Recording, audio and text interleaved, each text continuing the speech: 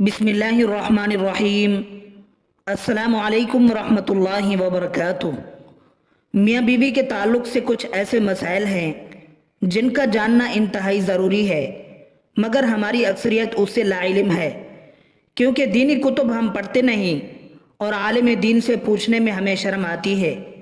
میاں بیوی ایک ساتھ غسل کر سکتے ہیں اور ان کے لیے ایک دوسرے کے سارے بدن کو دیکھنا جائز ہے، شرعاً ممانعت نہیں، البتہ شرمگاہ کی طرف دیکھنا خلاف ادب اور ناپسندیدہ ہے، جیسا کہ ام المومنین حضرت عائشہ صدیقہ رضی اللہ عنہا فرماتی ہیں کہ میں اللہ کے رسول صلی اللہ علیہ وسلم کے ساتھ ایک ہی برتن سے غسل کیا کرتی تھی۔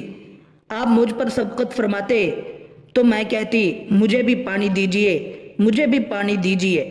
ایک اور روایت میں ہے، وہ فرماتی ہیں کہ نہاتے وقت میرا اور رسول اکرم صلی اللہ علیہ وسلم کا ہاتھ برتن سے پانی لینے میں آگے پیچھے ہوتا تھا، اور حضرت عائشہ رضی اللہ عنہا ہی فرماتی ہیں کہ نہ تو آپ صلی اللہ علیہ وسلم نے کبھی میرے سطر کی طرف دیکھا اور نہ ہی میں نے کبھی آپ صلی اللہ علیہ وسلم کے سطر کی طرف دیکھا۔ خاص جماع کے وقت بات کرنا مکروہ ہے، اس سے بچے کے توتلے ہونے کا خطرہ ہے۔ اسی طرح اس وقت عورت کی شرمگاہ کی طرف نظر کرنے سے بھی بچنا چاہیے کہ بچے کے اندھا ہونے کا امکان ہے۔ یوں ہی بالکل برہنہ یعنی ننگے ہو کر بھی صحبت نہ کریں، ورنہ بچے کے بے حیا ہونے کا اندیشہ ہے۔ حضرت عائشہ رضی اللہ عنہا نے عرض کیا، یا رسول اللہ صلی اللہ علیہ وسلم، عورتوں کو تو بہت سا ثواب مل گیا، مردوں کے بارے میں بھی ارشاد فرمائیے۔ یہ سن کر حضور صلی اللہ علیہ وسلم مسکرائے اور فرمایا، مرد اپنی عورت کا ہاتھ پکڑ کر مانوس کرتا ہے تو اس کے لیے ایک نیکی لکھی جاتی ہے، جو مرد پیار سے اپنی عورت کے گلے میں ہاتھ ڈالتا ہے اس کے حق میں 10 نیکیاں لکھی جاتی ہیں۔ جب وہ عورت سے مباشرت کرتا ہے تو دنیا و ما فیہا سے افضل ہوتا ہے۔ جب غسل کرتا ہے تو بدن کے جس بال پر سے پانی گزرتا ہے اس کے لیے ہر بال کے بدلے میں ایک نیکی لکھی جاتی ہے، اور ایک گناہ معاف ہو جاتا ہے اور ایک درجہ بلند کر دیا جاتا ہے۔ اور غسل کرنے کے عوض میں جو چیز دی جاتی ہے وہ دنیا و ما فیہا سے بہتر ہوتی ہے، اور بے شک اللہ تعالیٰ اس پر فخر کرتا ہے اور فرشتوں سے کہتا ہے کہ میرے بندے کی طرف دیکھو کہ ایسی سرد رات میں غسل جنابت کے لیے اٹھا ہے، اور وہ اس بات پر یقین رکھتا ہے کہ میں اس کا رب ہوں۔ تم اس بات پر گواہ رہو کہ میں نے اس کو بخش دیا۔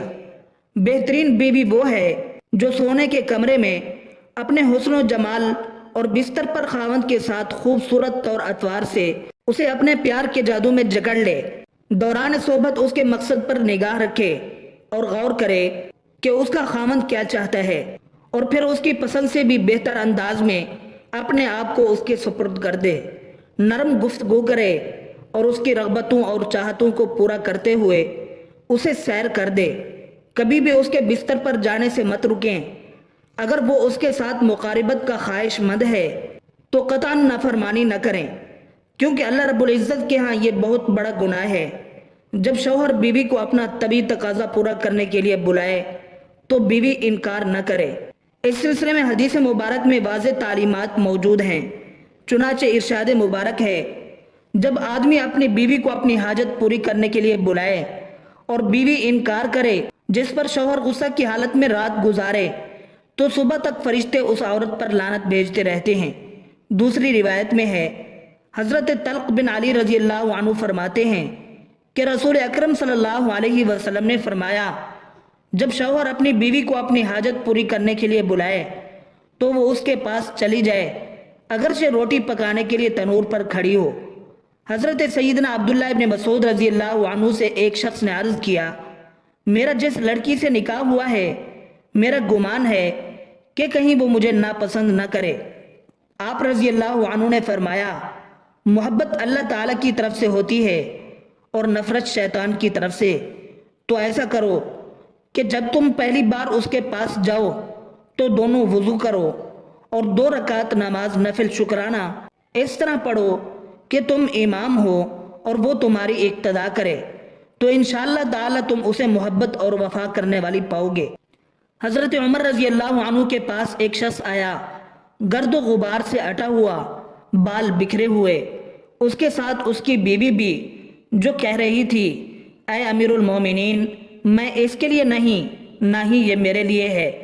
آپ نے جان لیا کہ عورت اپنے شوہر سے نفرت کرتی ہے، اس لیے آپ نے شوہر کو حکم دیا کہ وہ غسل کرے اور اپنے سر کے بالوں کو ترشوا لے اور ناخن کتر لے۔ جب شوہر فارغ ہو کر آیا تو آپ نے کہا کہ اب بیوی کے سامنے آؤ۔ بیوی نے دیکھا تو دم بخود رہ گئی اور نہ پہچاننے کی وجہ سے پیچھے ہٹنے لگی۔ پھر جب پہچان لیا تو اس کا بوسہ لیا اور اپنے دعوے سے دستبردار ہو گئی۔ حضرت عمر رضی اللہ عنہ نے فرمایا کہ تمہیں ان کے ساتھ اسی طرح کا برتاؤ کرنا چاہیے۔ اللہ کی قسم انہیں یہ پسند ہے کہ تم ان کے لیے آراستہ پیراستہ رہو، جیسے تم چاہتے ہو کہ وہ تمہارے لیے ہی بنی سمری رہے۔ حضرت سیدنا امام غزالی رحمۃ اللہ علیہ فرماتے ہیں، جماع یعنی صحبت کرنا جنت کی لذتوں میں سے ایک لذت ہے۔ حضرت سیدنا جنید بغدادی رحمۃ اللہ علیہ فرماتے ہیں، انسان کو جماع کی ایسی ہی ضرورت ہے جیسا کہ غذا کی۔ حدیث نبی صلی اللہ علیہ وسلم، مرد کا اپنی بیوی کے ساتھ اکٹھے ایک بستر میں سونا افضل ہے، الا یہ کہ کسی ایک کو عذر ہو۔ اس لیے کہ مقصد ہم بستری کرنا نہیں ہے، بلکہ مقصد بیوی کے دل کو خوش کرنا ہے۔ بیوی کے دل کو خوش کرنے کے لیے ایام کے دنوں میں بھی اس کے قریب ہو جانا گویا انبیاء علیہ السلام کی سنت مبارکہ ہے۔ مسند احمد میں ہے، سیدنا عبداللہ بن عباس رضی اللہ عنہما سے روایت ہے کہ نبی کریم صلی اللہ علیہ وآلہ وسلم نے فرمایا، جو آدمی اپنی بیوی کے پاس آنے سے پہلے یہ دعا پڑھتا ہے، بسم اللہ اللہم جنبنی الشیطان وجنب الشیطان ما رزقتنا، اللہ کے نام کے ساتھ، اے اللہ مجھے بھی شیطان سے بچا اور اس اولاد کو بھی شیطان سے محفوظ رکھ جو تو مجھے عطا کرے۔ اگر میاں بیوی کے اس تعلق میں اولاد کا فیصلہ کر دیا گیا تو شیطان کبھی بھی اس کو نقصان نہیں پہنچا سکے گا۔